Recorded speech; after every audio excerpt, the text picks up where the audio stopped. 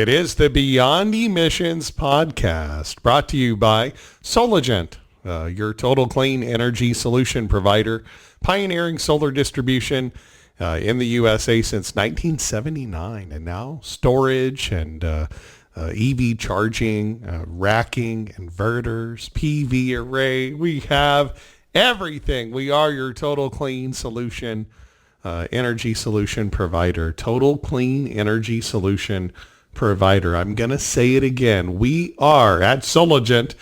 We are your total clean energy solution provider. Welcome to the show. Every single week you tune in because we have experts from around the world that join us here at the Beyond Emissions podcast. I'm Josh Brum, Energy Storage Manager with Soligent, also host of the Beyond Emissions podcast. Welcome to the show. What does Beyond Emissions mean for you? What does creating a world that is beyond emissions mean for you? Type it down below in the comments section and be a part of this ongoing conversation about how to create a world that is beyond emissions, that emissions-free future. We're working on it. And that's whether it's grid tie or off-grid, any time that energy is being produced by renewable sources, solar, wind, hydro, geothermal, even, I guess, nuclear, right? I mean, if it's being produced by a renewable source and not producing any off-gassing or problems with the environment, toxic gases, those that are derived primarily from fossil fuels, okay? If it's being produced by clean energy, grid tie, off-grid, you name it, being consumed instead of purchasing the dirty energy, you're helping create a world that is beyond emissions. That even means that hunting cabin that you have up in the mountains, and you want to make sure that you have power to it, but you don't want to run your generator. As a matter of fact, you don't want to run fossil fuels. And you're thinking to yourself, what can I do here? Maybe the generator might still be a part of the system, but it's standby power in the event that there's like clouds and no sun or something like that.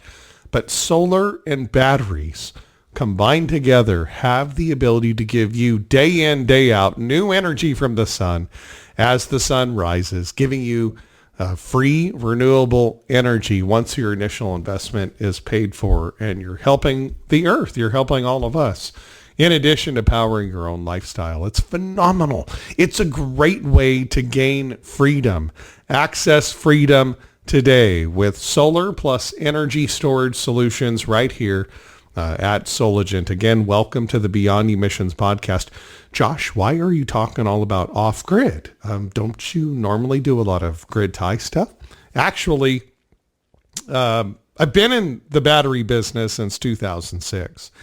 And up until I came here about a year ago, over half of what I dealt with was off-grid systems where there is no grid.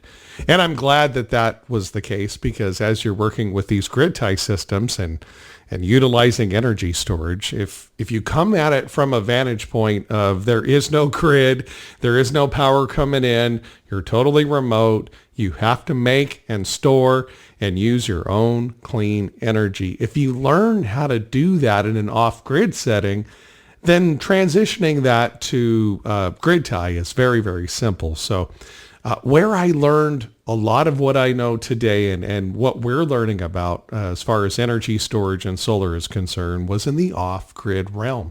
So I figured, you know what? Beyond Emissions podcast, not just your home system in the city, but what about off-grid? Heck, if you're in the city and you want to go completely off the grid, it's possible. But what about an off-grid special? Watching, what was it, like a DIY or something like that network the other day. And it showed this couple with some friends building on a lot out in the middle of nowhere. I don't even remember where they were, but it was like a forest was right there. They had to cut down a couple trees. This is where we want to build it. And I'm hooked on it. I'm addicted to watching them build off-grid systems. And I'm talking, they bring in their own water source, you name it. Pretty cool stuff. And not to be confused with, reality. Some of these quote unquote reality shows where they're building off-grid systems, they might not necessarily have the knowledge that we have. They should listen to the Beyond Emissions podcast. I see them all the time. They have like 4 100-watt solar panels and a little battery, and that's supposed to power everything now. Granted, for them it may, but they show off an instant hot water heater that's like 11,000 watts, and I'm doing the math in my head. This doesn't make sense, yet it's a TV show. Maybe they should have us on. Welcome again, Beyond Emissions Podcast. Josh Brum here, the Soligent YouTube channel, along with Spotify, Stitcher, and iTunes, home of the Beyond Emissions Podcast. Like, subscribe, comment down below. Are you thinking about going off grid? If you are, this is a great place for you to be today. I've got a fellow friend in the industry, off-grid expert. He also works for Outback Power, where I was originally certified, and primarily most of those systems were off-grid. And for many years, Outback Power was the pioneer in off-grid inverters for battery-based systems. So we are very blessed today to have from Outback Power, Enersys, the largest battery manufacturer in the world for lead-acid batteries, now lithium batteries. Got the lithium battery floating up in space. I mean, pretty cool stuff with satellites. And so Enersys does a lot in the energy storage world. But Outback Power, Enersys bought Outback Power. What an awesome combo. And they hired this guy, Ryan Warrick. Welcome back to the Beyond Emissions Podcast for our off-grid special, sir. How you doing? Hey, good. Thanks for having me, Josh. It's going to be a fun time. I was just letting the audience know. Off-grid. Off-grid's another animal. Especially folks, if you're listening and, you're in a situation, say you're a solar company or a solar installer, and you've primarily done PV only residential your whole life. Then someone comes and says, I've got this house in the mountains and I want to take it completely off the grid. How much? That's not how it works. Off grid, you don't have the luxury, right, Ryan, of having that energy available from the grid. You have to make sure you account for all the max usage and all the variables. But if you do it correctly, you can be off-grid. Welcome to the program. Off-grid special. What are your thoughts about off-grid and what I just said? Yeah, it's interesting you mentioned cost on that, because I know that's usually one of the biggest hurdles for any homeowner to get into renewable storage for their home. But when you come to the off-grid world, I mean, you can be talking 50, 75,000 or more, I've heard, especially in some of these really remote areas, to run utility power to an off-grid cabin, like you said, or even a home in the woods. And so that's where we come in. Like you said, we were actually, probably still are, the most well-known name in the off-grid renewable world. We actually trademarked the name Masters of the Off-Grid. And while we also service our grid-tied customers, that's really what we specialize in is these off-grid projects. Yeah, I remember being in the Outback Power certification class filled with experienced installers and engineers. And I was like, wow, fly on the wall in here. I'm learning a lot. By the way, we're learning a lot today. Beyond Emissions Podcast brought to you by Soligent from Outback Power for our off-grid special. We've got Ryan Warrick with us here today, joining us in our educational adventure. Sitting in the Outback class years ago, Ryan, with all of those geniuses in the room, most of what was being worked on at the time was off-grid. And I had so many different, I don't want to say misnomers, if you will, where I didn't quite understand the math of it all. It didn't quite make sense to me. And a couple variables that I remember strongly is you cannot size your PV array just based on your energy usage average.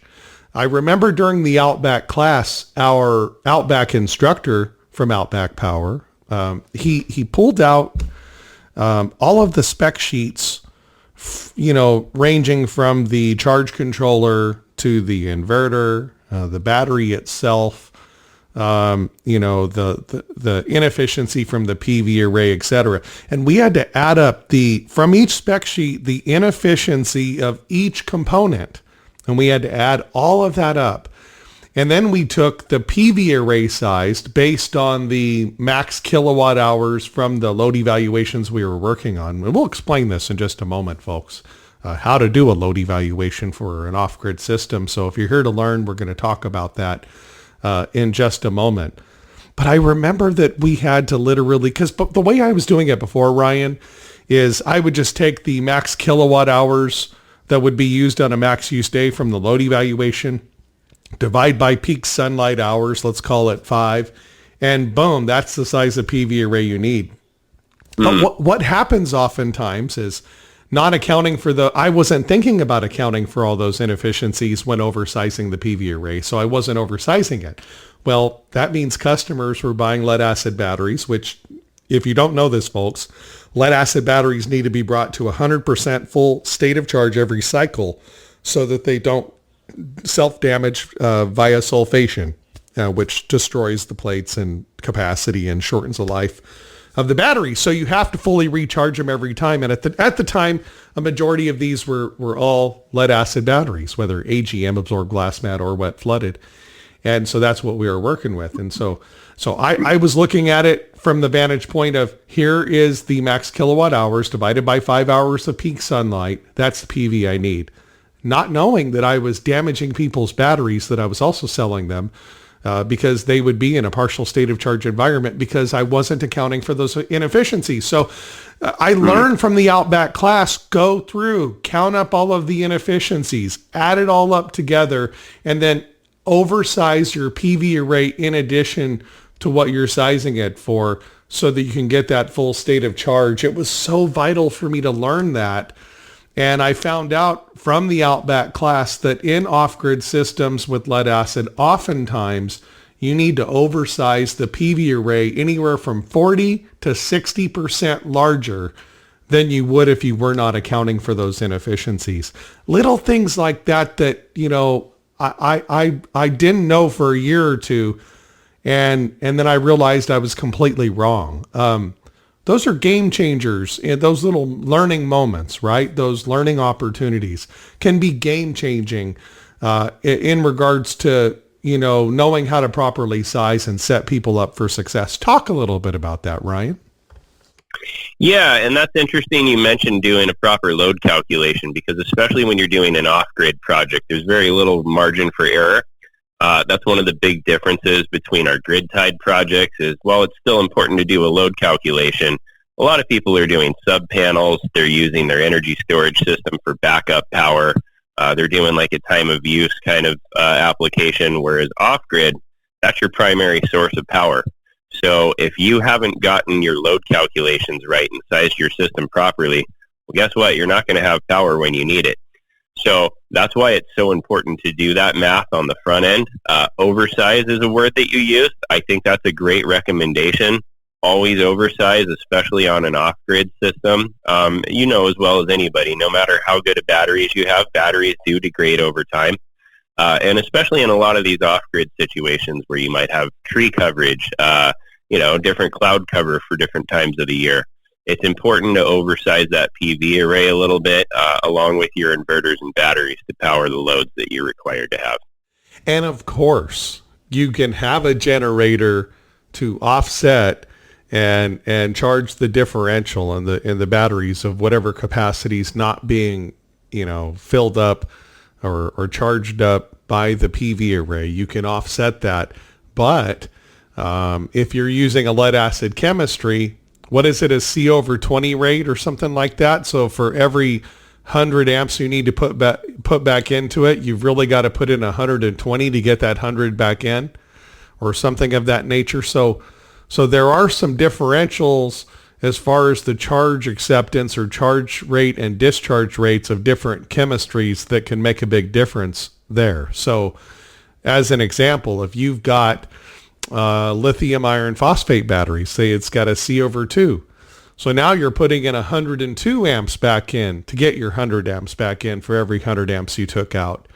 Now you don't have to have maybe as big of a PV array, or you can use that generator to fast charge. Whereas if you've got lead acid, you're not going to just turn the generator on for 30 minutes, top off the battery, and then you're good to go. I see that a lot with RV customers, Ryan, where they have a lead acid system. And they say, I turned the generator on for my 6-volt golf cart batteries. I turned the generator on for 20 minutes just to top them off real quick. It doesn't work that way with lead acid batteries. Again, RV systems are just a mobile off-grid system, right?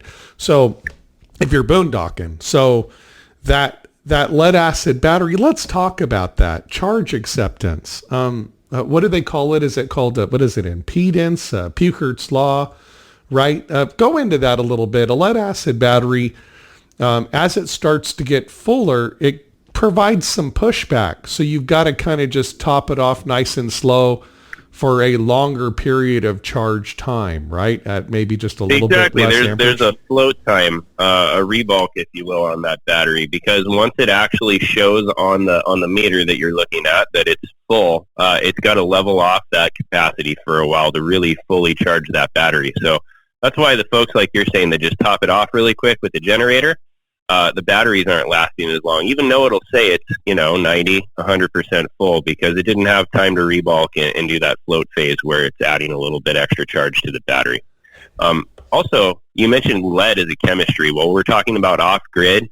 I'd say whereas, on the grid-tied customers, lithium is a really popular option for batteries. A lot of these off-grid sites are in climate areas where the temperature gets to the extreme highs and extreme lows, in which case leaded batteries make a lot more sense, and that they can recharge at a lower temperature than lithium can. So for our off-grid customers, lead is a very popular chemistry still. And another thing, lead acid, just the name itself, BCI, Battery Council International, about 5 years ago, they got together and they basically said they're the group that basically a group of distributors, suppliers, manufacturers and lead acid batteries from around the country, around the world. In all reality, we see cold cranking amps, amp hours, all the ratings and all the batteries. They come up with that universal. All those universal numbers that we use and values that we use, but they also are a proponent for the lead acid battery industry.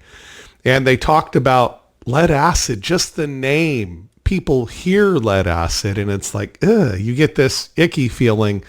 But in all reality, lead acid batteries are some of the most amazing products ever. I mean, from an environmental standpoint, people don't realize that recycling-wise, lead acid batteries are the most recycled products on planet Earth. Wait a minute. Cans, bottles, plastic, paper, cardboard.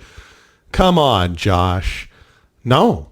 Number one, over 98 to 99% of all lead acid batteries. You have a lead acid battery in front of you. 98 to 99% of that battery is going to be recycled into a brand new battery. That is amazing for our environment and for our economy. Talk a little bit about that resilience of leaded batteries, the recyclability, the second to none nature of it.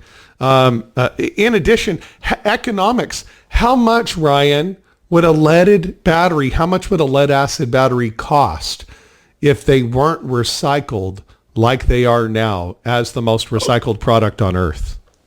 Considerably more, and that's part of the reason that lithium batteries cost so much. One, just because of the access to the resource. There's a lot more chemistry of the leaded batteries to go around than lithium mines in the world. But you're right, you can't recycle near as much of a lithium battery as you can a leaded battery. And that's part of what makes it one of the least expensive storage options. And, when we talk about leaded batteries, I think a lot of people think of, the old lead batteries that you've got to top off with the water. We still offer some of those as well. There's customers that prefer that kind of battery. But a lot of these leaded batteries are maintenance-free. And especially when you start getting into the AGMs and the high-capacity lead carbon batteries, that's what a lot of our off-grid customers are using. You're getting real close to the cyclability life of a lithium battery in a leaded platform as well. Really? So as far as life cycles are concerned, What kind of depth of discharge are you recommending to get that same parity in life cycles or near parity with life cycles to lithium? What about 30% depth of discharge? Or curious, what are your thoughts? We're usually doing 50% depth of discharge on all our leaded batteries, at least through Enersys. That maintains your warranty, and that'll make your battery last for the longest lifespan possible. Probably the longest lasting battery that we have is called our Energy Cell 1000 XLC. So at 50% depth of discharge, you're getting 29.2 kilowatt hours of storage. Nameplate storage, you're almost at 60 kilowatt hours. But the nice thing about that battery is it's got a full 10-year warranty, not based on cycle life. Up until year, 9 3/4, you can replace that battery fully if something were to fail. And it's also rated for 18 years of standby life if you were to just use it in a standby application. So I've seen customers that have, the Energy Cell 1000 XLC for 15 years, sometimes even more if they're using it in a standby application. But that's a great battery when it comes to high-capacity lead carbon.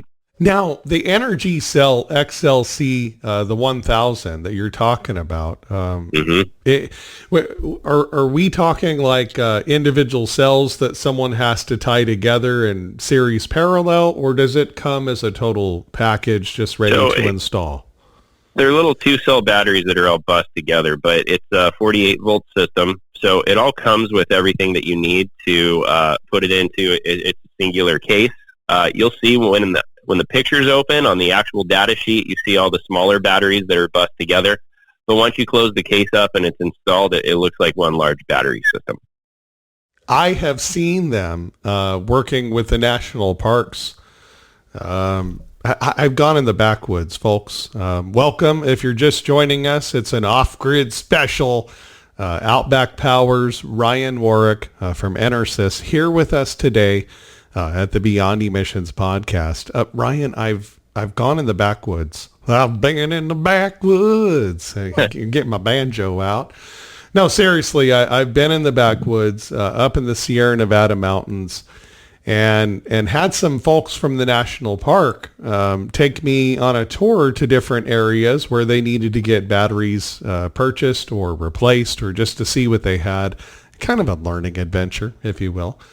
And I noticed there were some very remote spots that had off-grid systems. And when I looked at the battery systems, I was like, several of those locations were Energy Cell systems. And I said, what's going on here? And, well, we like to go USA made and USA made. So Outback Power, you have a lot of USA made products, right?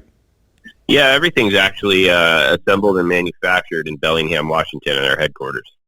Some of our batteries, Energy Cell is a company that was acquired by Enersys, just like North Star Blue, another popular leaded battery that we sell, especially for residential use. And telecom sites as well, I would say. But some of the batteries come from different sources. But yes, all of our renewable energy equipment, like the inverters, come manufactured here, made in the USA. You just mentioned something that crossed my mind. It could be a business opportunity. Maybe not. I don't know if we want to cross streams here, but get your opinion on it. Data centers, standby power, UPS, uninterruptible power supply. I don't think that most of our customers who were primarily solar installers who are now offering energy storage, oftentimes because they have to because of NEM 3 or whatever scheme is going on by their utility or regulators in their state, or maybe it's just grid intermittency and you have customers in your area like Northern California fires, lots of power outages, whatever the reason may be why they sell batteries. They're really, a lot of them are solar installers. And that's where they're going to sell their batteries when the customers need it, right? And, trying to figure out how can we help our solar company installer companies that, are now installing batteries. They understand a lot of them now how to sell batteries, how to properly size. And if you don't, email me storage@soligent.net, folks, and we'll set you up with one-on-one training. But there's another opportunity to earn revenue for their companies to grow their businesses instead of being down during this kind of this downturn, because NEM 3, although it's supposed to just spur tons of battery sales, there's tons of layoffs happening in California right now because of that. And what I am seeing, instead of the black cloud, I'm seeing the silver lining. I'm seeing the opportunity as energy storage manager here at Soligent. Folks can grow their businesses and help more people by offering energy storage solutions.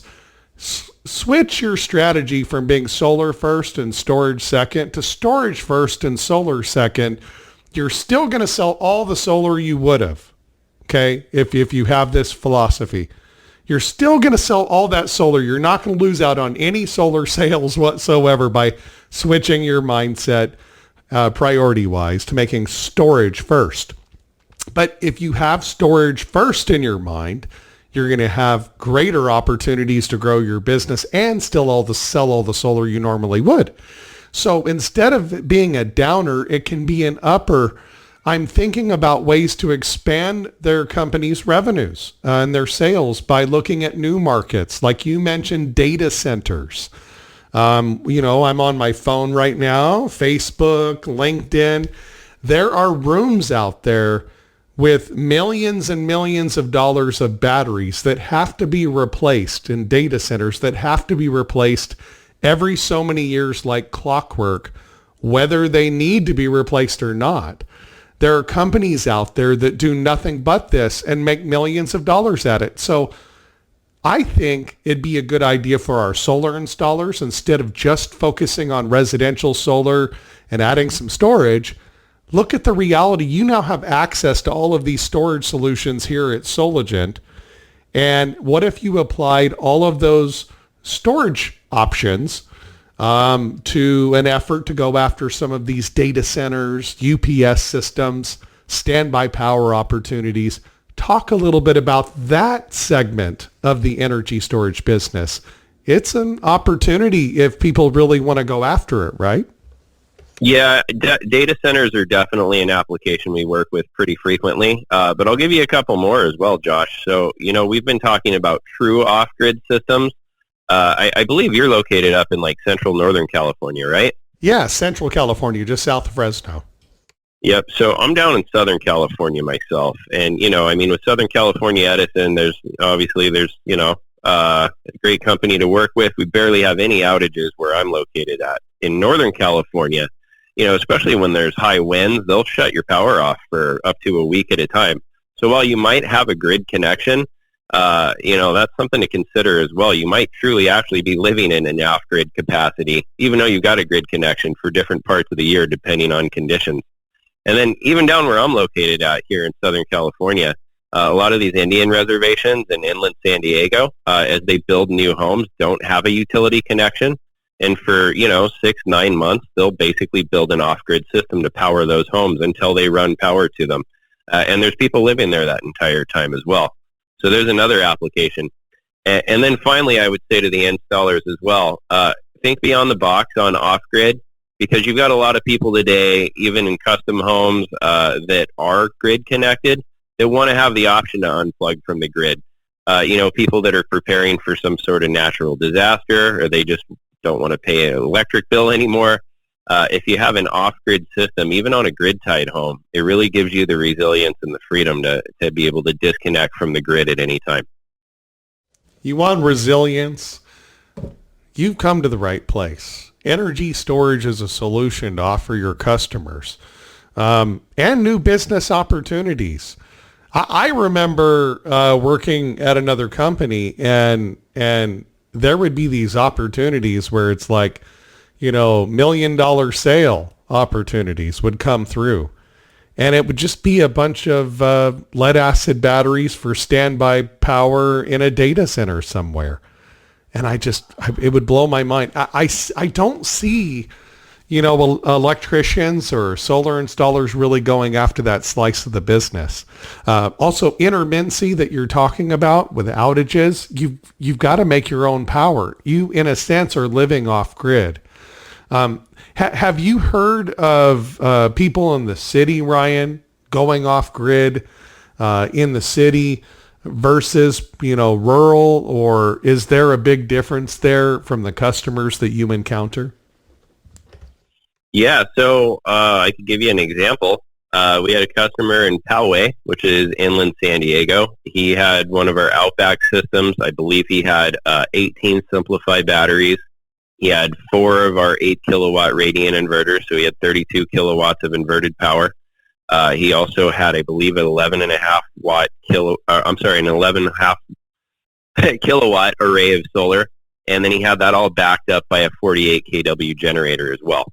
So periodically, he would run tests on that home and just completely unplug from the grid, shut off his main utility breaker, and run his entire home. I believe one time I saw him run it for a good month and a half on Outback equipment and batteries. I did mention the generator. It's always there for resiliency, in an off-grid, truly off-grid system. I know this is the Beyond Emissions podcast, but always a good idea to have as many sources of redundancy as you can if you truly have no grid connection. A lot of our customers will integrate that generator in. All of our products have a 2-wire start on them. And then if your batteries are running low, there's no solar production, you might have cloud cover that day, generator can come on and power your loads while it recharges your batteries until the sun comes up the next day. Ryan Warrick, Outback Power from Enersys, here with us today on our off-grid energy storage special of the Beyond Emissions podcast, brought to you by Soligent. Again, click on the link below, like, subscribe, comment as well. If you'd like to ask any questions, or if you'd like a special training one-on-one, just let me know. Email storage@soligent.net. That's storage@soligent.net. Some of the smaller systems got a lot of the VFXR 3648A inverters, 3.6 kW inverters, 48 volt nominal on the DC side. I've got a lot of customers up in Mariposa, Yosemite area. Brooke Hanner, my mentor, was just on the program recently, actually, from Offline Solar. Brooke's a good guy. Oh, Brooke. That's right. We share that. I've been to Brooke's office several times with the Outback van, actually. That is so cool. He's a mentor of mine and my friend. And what a cool coincidence that we have that connection. That's phenomenal. Well, Brooke sells or has sold a lot of VFX 3648A inverter systems up in Mariposa, in the mountains, in the Yosemite area, Oakhurst, you name it, and Coarse Gold, all that area.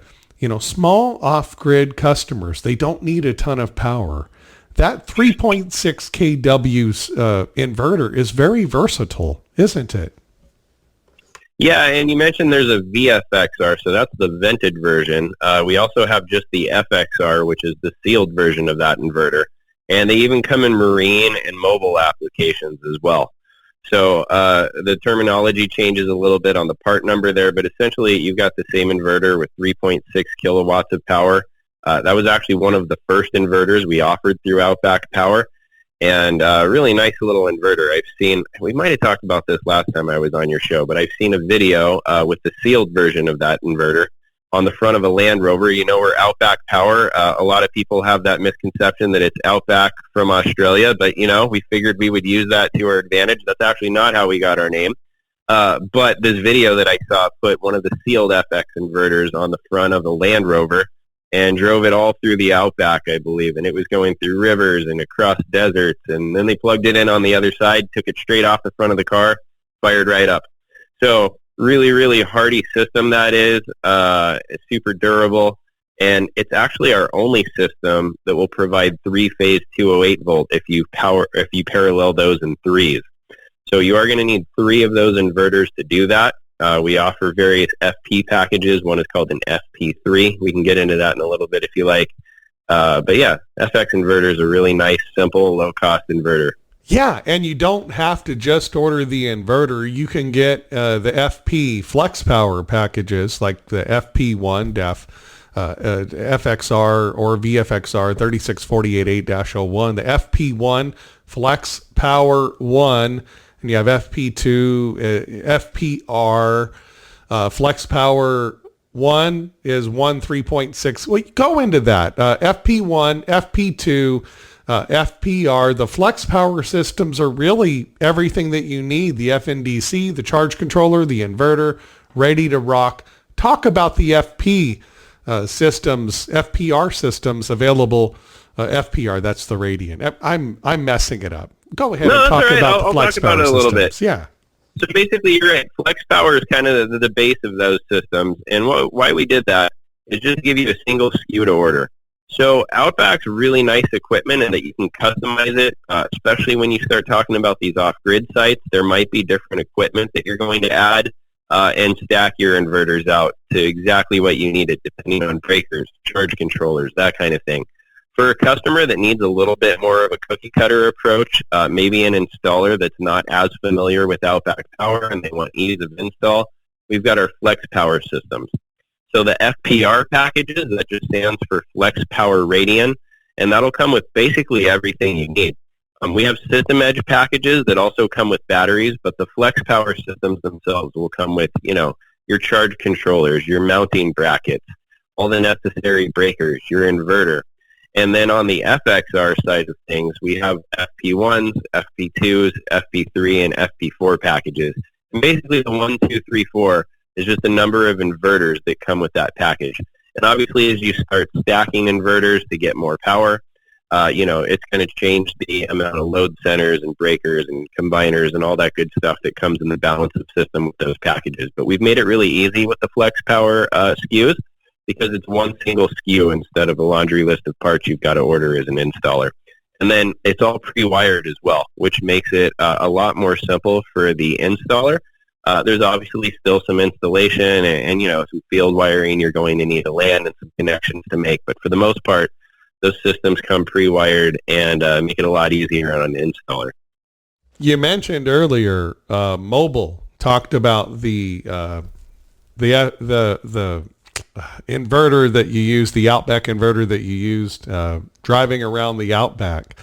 And I want to go into mobile, folks, because whether it's an RV or it's a food truck or whatever it might be, if it's mobile, the voltage might be different. It might not be 48. Maybe it's 24 or 12 volt. But at the end of the day, a mobile off-grid system, it's off-grid. So your RV, a food truck, something like that, you're completely off the grid, so let's talk about that as well. That's what I'm trying to do with this off-grid special. Ryan Warrick with us here, Outback Power, Enersys at the Beyond Emissions podcast, brought to you by Soligent. Thanks for tuning in, folks. That's what I'm trying to do, is open up the minds of the salespeople, of the solar companies and installers that are listening. Maybe they've seen their business go down this last year in California as an example because of NEM 3. They're looking for ways to expand revenue opportunities to grow their business. And I'm trying to open up new markets that they can go after and sell storage and solar, etc. Mobile off-grid is something that I think a lot of folks shy away from because they think, oh, it's on wheels, so I can't touch it. No, it's off-grid. And you help a lot of customers at Outback Power. By the way, Outback Power available right here at Soligent. Email storage@soligent.net, storage@soligent.net. I'll connect you with some great specials as well with Ryan here. Ryan Warrick from Outback Power with us today on the Beyond Emissions podcast. Mobile off-grid is a great opportunity to expand revenue for a company out there that's struggling, right? Yeah, you mentioned mobile applications. So, a lot of people, I think the first thought that comes into their mind is a motorhome, right? We've all been in a motorhome. Well, a lot of us have at least, that has a generator and some backup batteries to power your house lights. But, you don't always have to think of an RV kind of situation. There's a lot of mobile homes out there. Some are actually truly mobile. Some are actually stationary that are on like a temporary foundation. And then also when we come to mobile power, you got to think of the aquatic realm as well. So a lot of houseboats, there's a lot of live-aboard houseboats as well, but even if you're using a boat, you can put an inverter in there and batteries, and you've got a great source of power if you add a small solar array on the roof of that boat. These are new revenue streams, new opportunities, business owners. If you're listening right now and you're thinking, You're scratching your head. I normally just sell solar and some energy storage to residential customers. How can I grow my business during this time, this tumultuous time that we live in? How could I do that? Great idea. Start looking for new opportunities, new markets that use energy storage and the components of renewable energy systems that you sell right now. You have access at Soligent to all of these solutions. Just click on the link below, folks, to find out more. Email me, storage@soligent.net. Outback Power provides many great solutions for these alternative revenue streams that I'm mentioning. I'm trying to prompt you as a business owner to think about how you can grow your business during this potential downturn and not have it be a downturn, but have it be an upturn by looking at off-grid storage, sales, and components opportunities for mobile off-grid systems like RVs, food trucks, mobile homes, off-grid cabins, off-grid lodges that are completely ran up in the mountains by nothing but generators. So they're spending thousands of dollars on generator fuel. You can help them save money on fuel, help the environment. Again, off-grid, another revenue stream. Or what about data centers? UPS, Uninterruptible Power Supply. There is a multitude of opportunities for folks to grow their business selling energy storage, including Outback Power components available right here, everything available to go after this new business opportunity and this new revenue, everything available right here at Soligent. You already have the connection. I mean, I'm focusing maybe a little more heavy on these new business opportunities because I know there's a lot of companies, especially those under NEM 3 in California, that have been struggling. So, I mean, thoughts on that? I mean, really opening up your mind as a business person to go after these other opportunities, data centers, mobile RV, off-grid cabins, things that they might not normally go after or try to win that business. These are really great opportunities. So they can thrive instead of having issues. They can grow instead of contracting by taking advantage of these, right? These additional revenue streams. I mean, your thoughts, Ryan? Yeah, and we have seen a bit of a downturn with NEM 3.0 and on all our grid-tied customers here in California. But, with your off-grid customer, that's not even a concern because you're not even applying for that, which makes it easier for you as an installer that you don't have to go navigate that entire application process for interconnection. But also, again, we talked about, I think when we first started this call, is cost is a huge hurdle to customers usually on your grid-tied customers. Off-grid, that's not as big of a concern because it's going to be far cheaper to install a renewable storage system than it is going to be to run utility to an off-grid cabin or a home in the woods or in the desert. So it's a great revenue stream that, it's just a different perspective, I would say, than looking at your traditional grid-tied customer. There's a whole lot of people out there, especially in California, that are in need of power that have no access to a utility connection. And therefore, NEM 3.0 isn't a concern for them. Now, although you have amazing energy storage solutions available at Outback Power, I mean, Enersys is the company that bought Outback Power, and they're like an amazing manufacturer as it pertains to energy storage. So I know you have tons of energy storage solutions, but Outback Power, one of the blessings of Outback Power is battery agnostic, right? I mean, pretty much. Yep. All the chemistries, lithium iron phosphate, you have settings that people just input in, the bulk, absorb, flow, charge settings, etc. Talk a little bit about that. The agnostic nature, really, Outback Power is made to work with a lot of different energy storage solutions, right? Yeah, we work with all the major third-party lithium, lead acid, AGM, high-capacity lead carbon platforms out there. So, we have application notes basically from the manufacturers themselves of suggested settings that you want to program into our inverter, depending which batteries you use and how many. It's part of the setup process on installation. It's very simple, actually. I've been there a number of times while people program those. But it really gives you the freedom as a customer or an installer to pick which battery you want and which chemistry and how many of them you need. You're not tied down to one platform like you are with some of the other options out there. It is open loop communication because of that.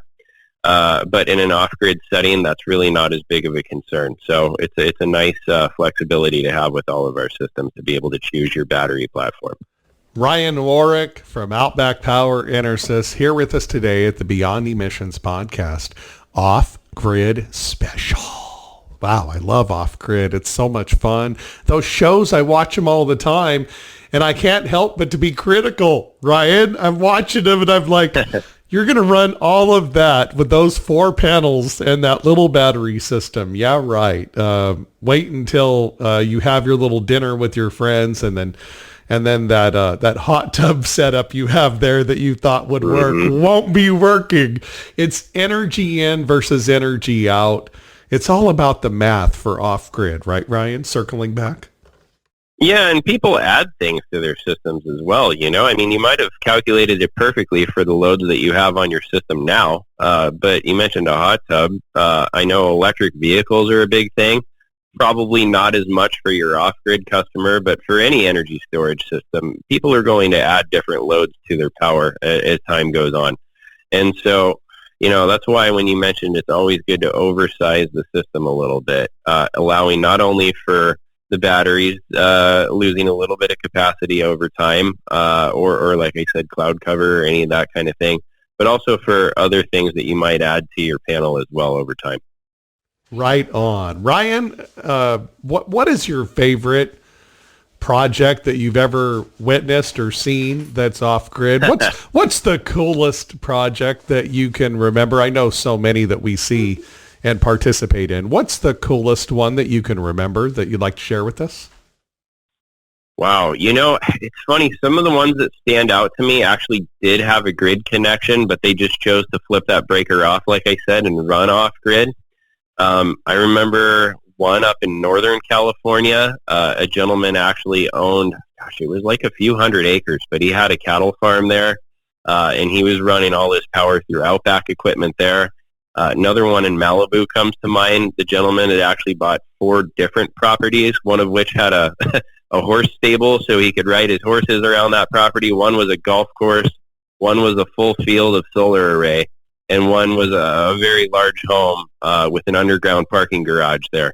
All of that was going to be run by Outback equipment. I was on the job walk for it. I did not get to see the finished product on that one, unfortunately, but I heard good things about it. So, you know, a lot of these customers, like I said, aren't even truly off-grid, but they want that freedom to be able to flip the breaker off and run as if they were.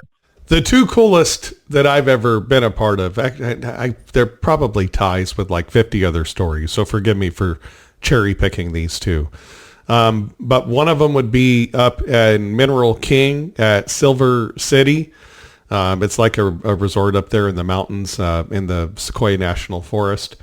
And matter of fact, Walt Disney had plans back in the 70s to build a big ski resort up there, but the Sierra Club ended up lawsuits, etc. Too much environmental damage to build the road to go up there, etc. And so they decided not to. So it's still wilderness. So Silver City Resort, we at the time set them up with a FP4 Flex Power 4 with 4 VFXR 3648 inverters, along with all the charge controllers and nickel iron batteries at the time. So I thought that was pretty cool. And then some of the other cool off-grid systems that I've seen. Up in Pybus Point in Alaska, they were using 100% generator ran power and spending, I think it was $20,000+ a month in generator fuel. And wow. we replaced that power source. Well, it's still the power source, but we utilized energy storage, a big, huge bank of Simplify and an inverter setup, and basically able to save that customer, I think it was $15,000 to $20,000 a month in generator fuel costs, and keeping everything quiet for a certain period of the day. And they didn't even include PV array. They were going to add it later.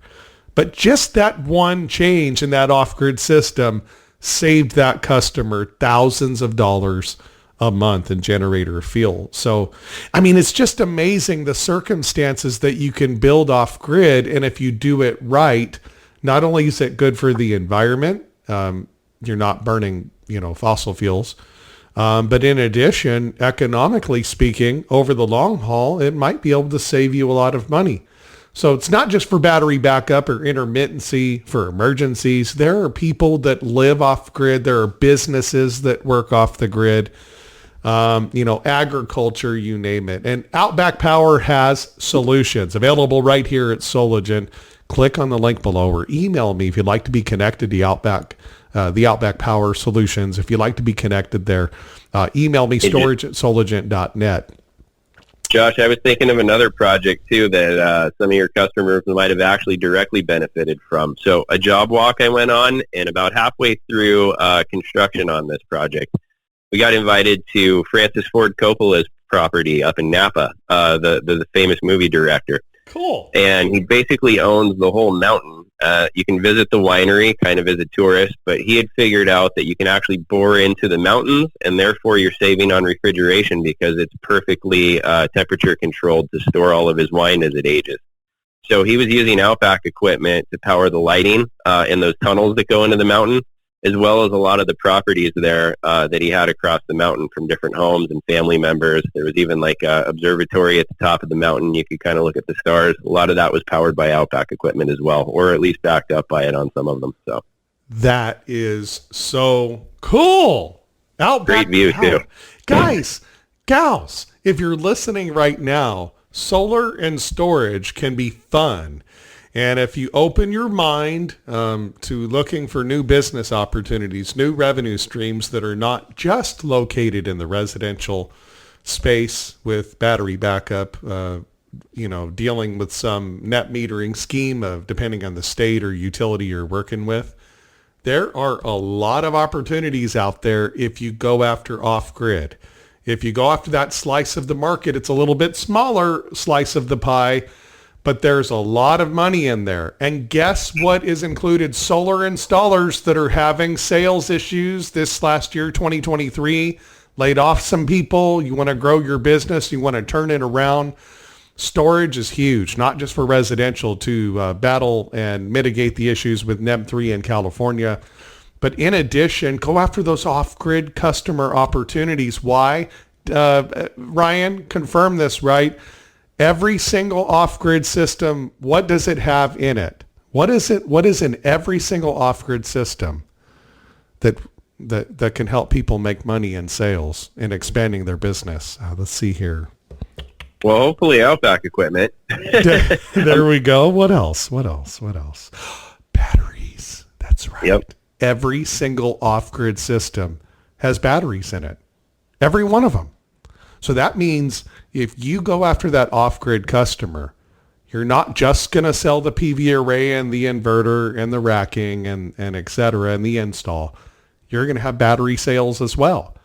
So if you start going after a couple of off-grid opportunities in addition to your residential business every month, that will eventually start to add up, and your bottom line will show it at the end of the year for your business, right?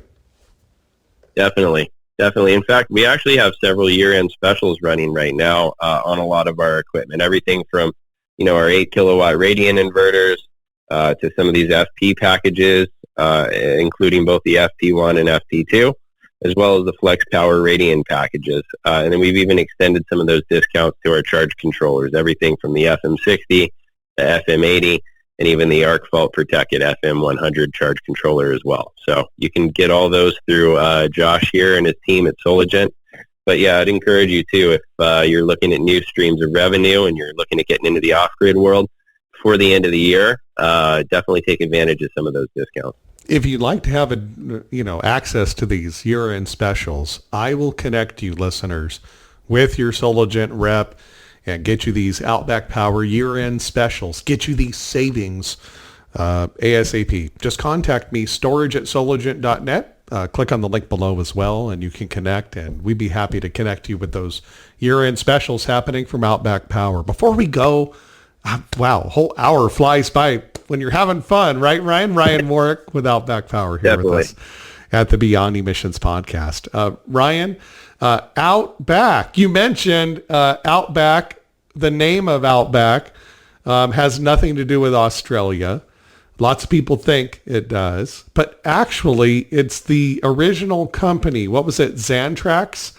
And the employees from Xantrax, they would talk about the new company that they were going to create. And on their break, they would go out back to the back patio out back and discuss the ideas for their new company that they were going to create called Outback Power. So it actually is named for the area that they would go meet on their breaks when they worked at Xantrax, coming up with this idea for Outback Power. Well, let's go discuss it out back. And boom, they called their company Outback Power. Wow. That's interesting, isn't it, Ryan? It's a great story. I've heard that story before. So, well, and for those of you who haven't heard the saltier story as well, I'll tell you. I won't put you on the spot, Ryan. So a little saltier language here. I won't say the word, but you'll know what I mean, folks. So also as well, when they came up with the name for the FX series, for the FX inverters, what does FX mean? Well, FX means F Xantrax. That's right. The old Xantrax employees that were creating Outback called their new inverter the FX series. And it's Frick Xantrax, basically. You know what that means. That one I haven't heard, but I'll have to take your word on that one. I have been to 3 Outback Power week-long certification classes, and I've had everybody who has been at Outback for the longest periods of time that would come in and tell us these stories. So I've had it confirmed several times. Well, yeah. It's a catchy name no matter how they gave it to it. FX, so. It's salty, and they weren't fans of Xantrax anymore, is what it sounds like. But I thought that was funny. A little history for you folks. Outback Power, Enersys, thank you so much. Ryan Warrick here with us at the Beyond Emissions podcast. Hey, Ryan, thank you very much for... Hey, thanks for having me. Not just focusing on, the normal grid tie residential solutions, all available, by the way, here at Soligent. We want to help you there too. We have everything you need. Outback Power solutions included that can work in grid tie mode. The FX series inverters, including the Radians, are all hybrid inverters that can work grid tied as well. So we can take care of that. But I wanted to focus today on off-grid. Nobody's focusing on that now. And I think there's a giant opportunity for businesses to expand their revenue, grow during this contraction instead of contract. And if they go after that storage business that's in the off-grid realm, it can make a big difference in saving some businesses even out there. It's tough times. And folks, you have to look at different opportunities. Maybe you've never done off-grid. Don't be afraid. We offer help and support. If someone wants to learn how to do a load evaluation and they have a project, all they have to do is contact us, right, Ryan? And we'll work through that with them, right? Definitely. Your team's always been extremely knowledgeable. So definitely a great resource if you're looking to get into off-grid installations. And Josh, as you well know, since our inception in 2001, it sounds like you have a pretty long history with Outback Power. But even to this day, we're really the gold standard for off-grid applications. And then as you mentioned too, we will work with grid-tied connections as well. But when it comes to the off-grid world, Outback's really that gold standard. So thank you for having me. I appreciate it. Get off the grid, folks. Get off the grid with Outback Power and Soligent. I love it. Ryan, thanks so much for being here. If our customers, listeners would like to ask you more questions, connect, how can they reach you, Ryan? Yeah, definitely. Email is always a good option. You can reach me at ryan.warrick. It's ryan.warrick at enersys.com. Or you can reach me at my cell phone number, 714-330-9453, and I'd be happy to help you out or point you in the right direction for any kind of technical advice you might need through Outback. Awesome. Thanks so much for being here today, Ryan, and we'll have you back in a couple of months to go over some other solutions that are available from Outback Power and Soligent. Thank you so much for helping us host our off-grid special today. Hang on the line for our engineers, sir. Thank you. Ryan Warrick, Outback Power, Enersys. Available right here at Soligent. Click on the link below. Again, email me. I'm Josh Brum, host of the Beyond Emissions podcast, but also storage manager, energy storage manager here at Soligent. Happy to help. Off-grid systems, a great way for you to expand your business. Grow, don't contract. Have no fear. Have faith. Be strong. Have some faith in your business and in the fact that your business started not just to make a quick buck throwing on some PV array and moving down the road. If you embrace energy storage, if you embrace off-grid opportunities, outside of the box stuff that you might not normally work on, maybe there's a data center and you can contact me and we can put you together with Enersys and come up with a bulk quote, a large quantity quote for some of these big data centers that might be right in your backyard for UPS battery systems, etc. Lots of ways to expand your revenue streams for you and your company by embracing things you might not normally have embraced, like off-grid systems. That's why data centers, as an example, millions and millions of dollars of batteries sitting in data centers. Facebook and LinkedIn are phones. It doesn't work by magic. There's batteries backing up all of those systems. Millions and millions of dollars worth. So let's go after all of these additional potential revenue streams that you have access to right now if you're working with us here at Soligent. If you're not, click on the link below, become a Soligent dealer today. If you are already working with us here at Soligent, hey, you're at the right place. Access these opportunities to new revenue streams. We have the solutions available. Again, thank you, Ryan Warrick from Outback Power, Enersys. Some of those solutions are amazing for these different opportunities. So if you'd like to learn more, again, email me storage@soligent.net, storage@soligent.net. We are your total clean energy solution provider, pioneering solar distribution in the U.S. since 1979. Thanks for tuning in to the Beyond Emissions podcast, brought to you by Soligent. We at Soligent are incredibly excited to announce our partnership with Give Power.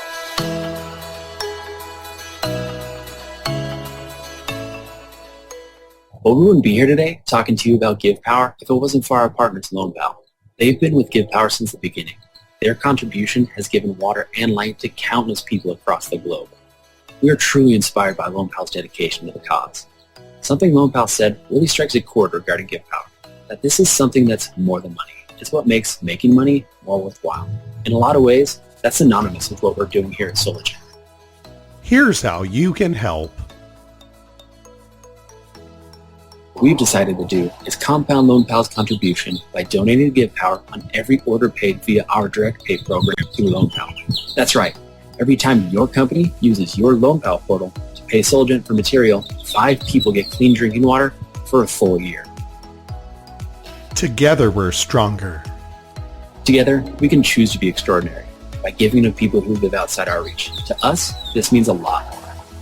Soligent's purpose meets Give Power's mission. Join the impact. Soligent, Solar Engine. SolarEngineSolutions.com. Go there to find out more.